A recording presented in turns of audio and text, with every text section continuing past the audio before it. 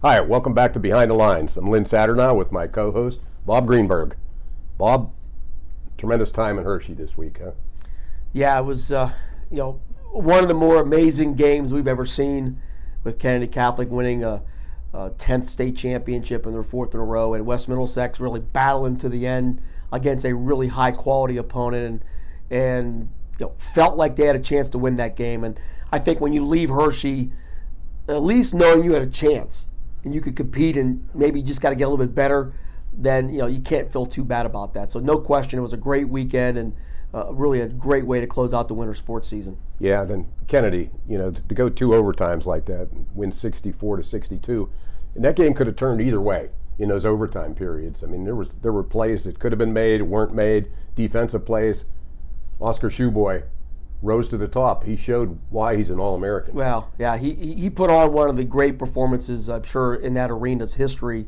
And I was joking after the game to some of the media that I said, pretty confident nobody will forget Oscar now. He put on a performance. Those 3 blocks he had were legendary, and the one, I think, saved the game. It was going to be a layup to win the game at the buzzer, and he saved the day. So it was a gutsy performance by Kennedy. We have not seen that out of Kennedy. You think about all their big wins in the last 3 years, it was pretty much domination. And Mancino was dealing with cramps. They didn't shoot the ball well. Just a combination of a lot of things. They faced a great opponent who didn't turn the ball over very much. So all the stars lined up for Kennedy to get beat Saturday night, but they found a way, and as great championships teams do, find a way to win. And the Golden Eagles will forever be known as a great championship team with the way they won on Saturday night. Yeah, 4 titles in a row. Now you can say, the first 3 were in single A, and this one was in 6A. They moved up and really played the best in the state. And that Penridge team, I give that team a lot of credit. I mean, they were a lot smaller overall than Kennedy, and they gave them everything they wanted. I know when they came on the floor, and we had a great vantage point for the weekend on the floor, Mark Slazak and I, and also Ryan Briggs. But when they came on the floor, the first thing I said to Mark was, boy, there's a weight room there. You could tell the players were all in weight rooms. They weren't the traditional, some skinny basketball players. These guys were in the weight room, and I thought that would help them, and it did help them, because they had to really battle with the size of Kennedy, and being in that weight room as part of their skill was no question one of the keys in the game. Yeah, they're reminiscent of, say, Farrell or Wilmington. Football players, basketball players, strong kids, physical athletes.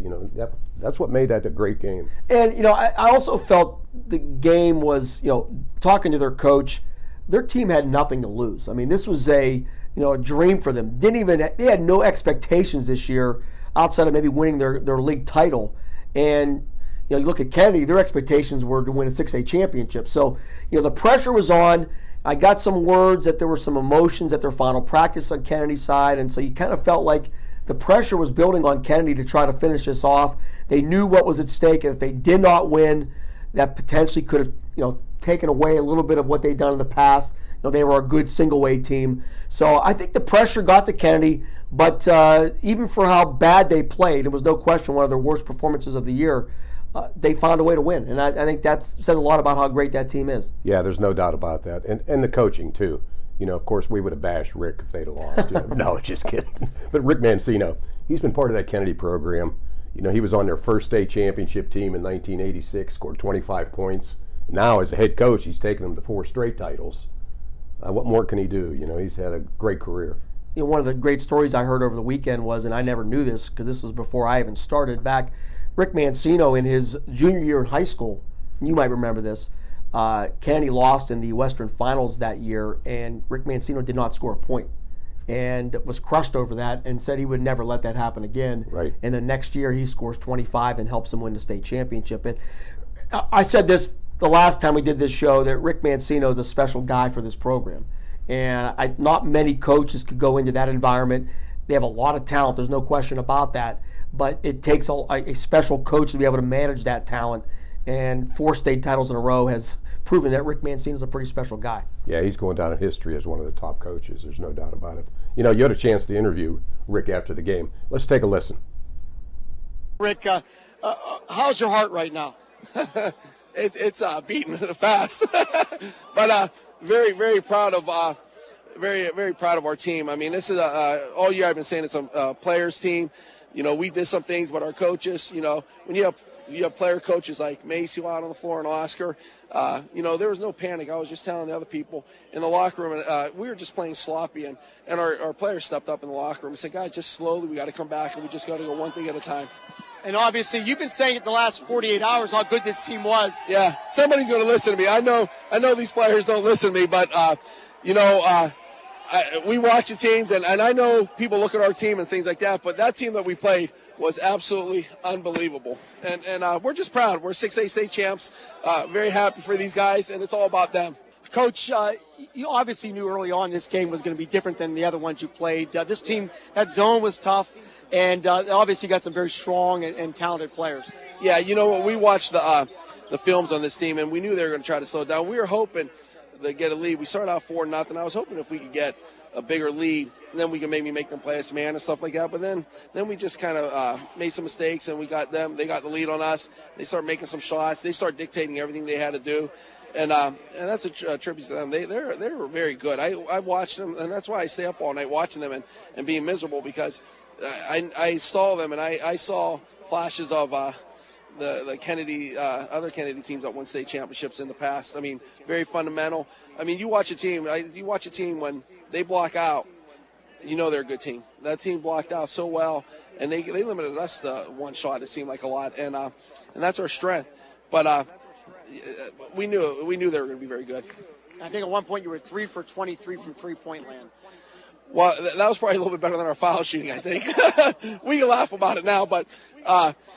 Yeah, it was. We just, you know, you play a zone, and we weren't hitting shots, and we weren't pounding it inside, and it was one of those things. We hit the dead spot with Oscar right off the bat, and then we didn't go back to it, and then we start bombing, and then we start missing foul shots, and it was just.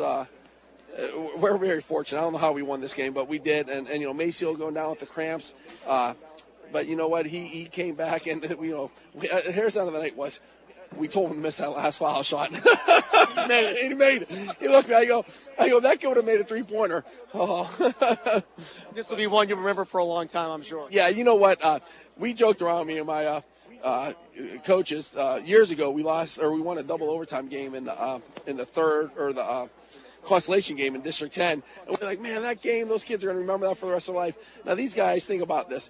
They won a double overtime game in the 6A state championship against the second best team in the state, and it made us the best team in the state. I mean, they're going to remember that in the plays. Oscar's going to remember that block. The bronze block just went out the window with that block. I mean, you know, and the kid had a layup, and he just came out of nowhere, and he blocked. That was the game. Well, Rick, I know it's been a long day. It's going to be some celebration time. Oh, absolutely. I'm not going to lie. We're going to celebrate tonight. Congratulations. We're going to invite you and you guys on the show Monday night. Hopefully you guys can make it down. Absolutely. Thanks for everything. And you know what? And when we tell people, and you saw, I think you said you were the only radio station here, Mercer County owes everything to you. I mean, really. I mean, things you do for them, all the announcers and everything. I from the bottom of my heart, I can't thank you guys enough. And I think I'm thanking you from everybody in Mercer County. And, you know, it was a great year for Mercer County. And all the teams, you know, Hickory, Sharon, Middlesex, they should all be proud of what they did this year, because I thought it was a great season. Great way to finish it off, Coach. Congratulations. Thank you very much, Bob. Yeah, very good. You know, he's well-spoken. He does a nice job. Oh, you know, Rick does a great job, and I think this Kennedy team, that, you know, the aftermath of that game, that was, you know, unusual for me, because it was the first time that we had ever done the last game. So always up to this point, there was always another game, and then you had all the onslaught of the media that try to get some of the players and the coaches, and it was a great venue, great scene, and I still remember the large throng of Penridge fans that were rooting against Kennedy, and it was, you know, a really great atmosphere. So no question for Mancino and that senior class to close out that way has to be much more special than it would have been if they were beating somebody in single way. And you talk about fans. Excuse me. West Middlesex. That whole town was down there. Amazing turnout for West Middlesex, and give them credit. Not surprised, though. You know, we saw them when they went to Hershey for the state football championship a decade or so ago, and there was a huge crowd. I think that game back in 05 or 06 was the biggest attended game that year, a single-way game. And Middlesex has had a great run. Just fell a little bit short. I mean, they had a nice lead in that game, but ran into a hot shooting team who has the best player maybe in the state, and just things didn't go well at the end. But I think Middlesex put themselves on the map. I think that was my point for the statewide map. They had never gone this far. People outside of maybe District 6 and 9 and 10 or 7 even knew about Middlesex. Right. But they do know about them now, and they will be a heavy favorite next year to go back. Yeah, but so will Bellwood Annis. Bellwood Annis. Both teams only lose one senior, and so from the starting unit. Starting unit. Yeah. I think the one point that Mark Slazak, or I think it actually was Ryan Briggs made the point, and I think it's a good one, that you never know on the girls' side, because as we saw with Middlesex this year, when 3 freshmen came on the team and all made huge impacts, that unlike the boys where freshmen don't have as much impact as girls, that there could be some other teams out there that we don't know about that it might have an incredible freshman class coming in that could kind of turn the tables on who the favorites are. But no question, Middlesex, with everybody back but Carson Rupert, will be a team that will have heavy praise and heavy spotlight on them in 2019 and 20. What a job. You mentioned Carson Rupert. What a job she did in the playoffs. I mean, she's the lone senior on that team. And during the year, she really wasn't that highlighted. A lot of it went to McKenna White, Emily Anthony, some of the others on the team. And all of a sudden, in the playoffs, she helped carry them. And I mean, she was an emotional leader. She really carried that team. And I think that'll be one of the challenges for next year. You've been around teams all your life, so have I, and that it seems like, especially when you have great teams with only one or no seniors, finding who the leaders are and then next team sometimes takes some time, and it could cause some issues. But Rupert had an incredible run. I had mentioned on Twitter that I think if there was an all-tournament team, she would have probably been on it. I mean, she had her 3 best games of her career in the last 3 games of her career, which is something almost as unheard of. And after the game, she was really emotional. I was talking to her. She's a great kid. She was hot, carrying around that runner-up trophy, talking to the fans, had tears in her eyes. And like she said, it wasn't so much just that they lost for the tears, that she knew this was the last game she was going to play for the Ms. Reds. And, that was a touching moment for me. I know when I chatted with her also, and I whispered to her and just told her that a lot of girls in Mercer County would have loved to have been in this arena today. I know my daughter would have been thrilled to be able to play in a state championship game, and that's something that she'll take with her the rest of her life. Sure, there's certainly no disgrace in losing in a state championship, that especially against a good team like that. And they held on that Allie Campbell, who's a great player. They held her down that first half to 3 points. Next thing you know, she's hitting 3-pointers from way out. The concern we had going into that game was that one team, Bellwood Annis, was one of the best, if not the best, 3-point shooting team in the state. And on the other side, Middlesex, they don't shoot many threes. And in this day and age, especially if you're the underdog, 3-pointers could be the difference maker. And I think Middlesex, that'll be one of the things that Mike Williams has to improve on. Kind of reminds me a little bit back in the 90s, Lynn, when Sharon football was a great team but didn't throw the ball much. And if you felt like for Sharon to get over the hump, they needed to find a way to pass the ball. I think Middlesex, for them to maybe get that next step, they need to be able to shoot the ball outside the arc just a little bit more, because that makes it a little bit different to defend them and will make them a better team. And especially when you have a lead. We saw one of the reasons Bellwood Annis was able to come back after being down was hitting those 3-pointers. That's a game changer. And, all the games I saw down there, even the Kennedy game, Penridge hit some threes, were huge. Kennedy, they were cold from 3-point land, but the 3-point shot is what basketball's all about now, and it can win you and or lose you games. Yeah, but still, West Middlesex, great year, 26 wins, school record, 4 straight District 10 titles, first ever appearance at state. I mean, Mike Williams, coaching staff, kids, tremendous job this year. Congratulations. And after the game, we had a chance to chat with Coach Mike Williams, and here's a few of his thoughts. Mike Williams, first off, congratulations. As I just said, a moment in time for a program that has not had ever a time down in this facility. You guys battled from start to finish, but just ran into an awfully good program today. Absolutely, and we knew going in that this was the best, the premier program, and we measure ourselves against Bellwood, Juniata Valley, those types of schools in District 6. We knew going in they were going to be good, and they shoot the ball really, really well. And, when we play our trapping 1-2-2, there's you can't guard everything. So we had, we thought that if that ball went to the corner and it wasn't Leidick, we had a chance. But Decker came off the bench. I think she had 3 threes, and we didn't account for that. She came off the bench. I think got 60 points for the year. She made some shots, man. I mean, you can't cover everything if you got a gimmick defense, and they made shots. And Campbell's amazing. And you had to pick your poison. Right. And at this point, inside, you did a good job of keeping their big girl off the boards, but you opened up the outside. Yeah, like I said, you got to give up something. You can't guard everything. But I thought their shooting really hurt us. And then at the end of the game, we made a couple turnovers trying to get into the game, trying to make perfect plays when we really didn't need to make the perfect play. We just needed to make a play. And they got a couple deflections. They went down. I thought we had a couple places where we're right in it. 5 points, 6 points. We have the ball. Turnover. Don't finish a layup. They came down, made a shot and stuff like that. It's not like you needed one more play to get over a hump. Yeah, one more, because I felt we had momentum at times. We went to the media timeout the one time, and I'm like, we are right there. We need to make a play. We had a layup. We missed a layup. They came down. We missed a box out.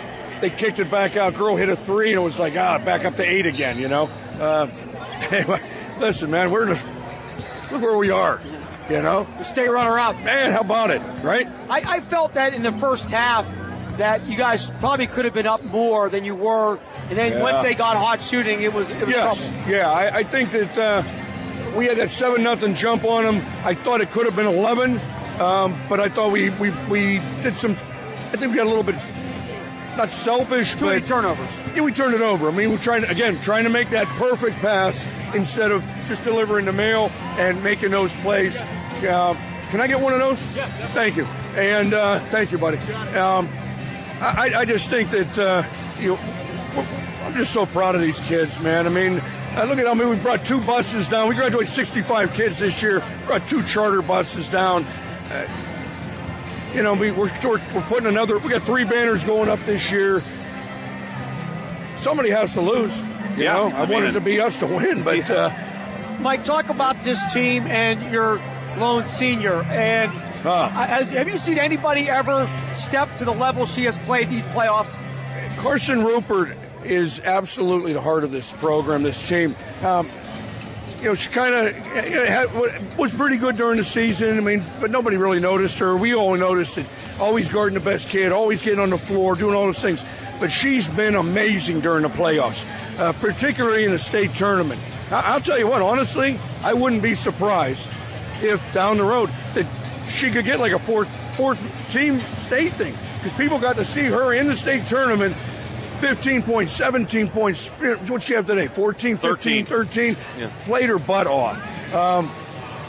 I know that it usually goes to the people who score all the points, but in the state tournament, she played as well as anyone in Middlesex. If there was an all-tournament team, she'd maybe be on. Absolutely. I think there's no question about that. Now, yes, McKenna absolutely. White, she was in a battle here today. She was. She held her own, but Yeah. it's not easy to score down low with the hands in her face. Absolutely. She always had somebody guarding her, and front and back, and they did a pretty decent job of trying to take that away from us.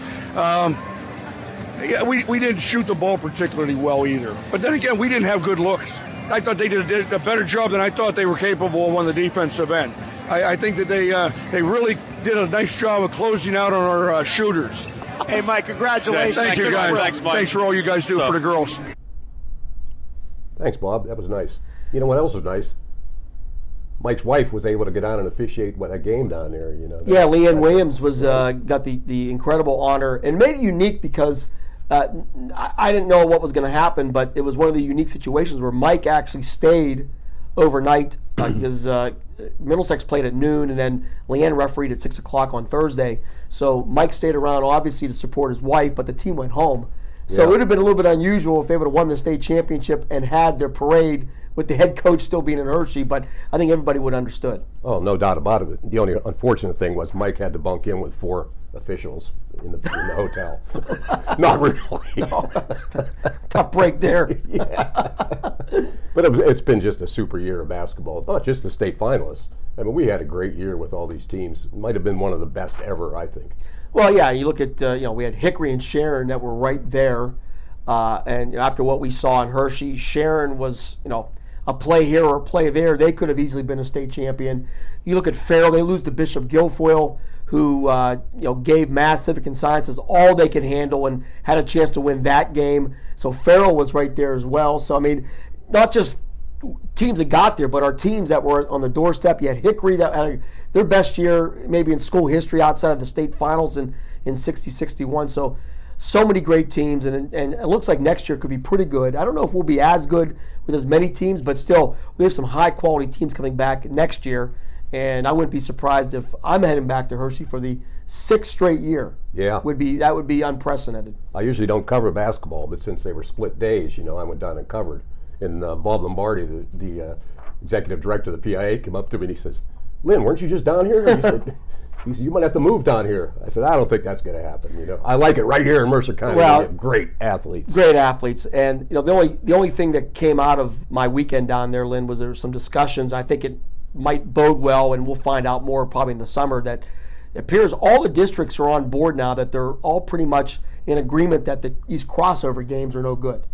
So there was some discussion that they're going to meet and maybe discuss some solutions so we can avoid those 400-mile trips to Williamsport on back-to-back nights on a weekday, on a school night. Yeah. And that's maybe the best news of it all. I think if they could find a way to avoid that and make the tournament much more fan-friendly, that will help them, especially in the attendance section of their tournament. Thanks for tuning in this past 4 seasons. We're now going to go to a 2-week cycle. Every other week we'll be on. And Bob, explain why we won't be available some weeks. Well, it's golf season now, so we may be busy on the golf course, but we look forward to coming here every other week and talking about local sports and Pirates and Indians and some NFL news. I'm sure we'll have a lot of things to talk about here during the spring and the summer. Yeah, we got baseball, softball, track, the high school kids.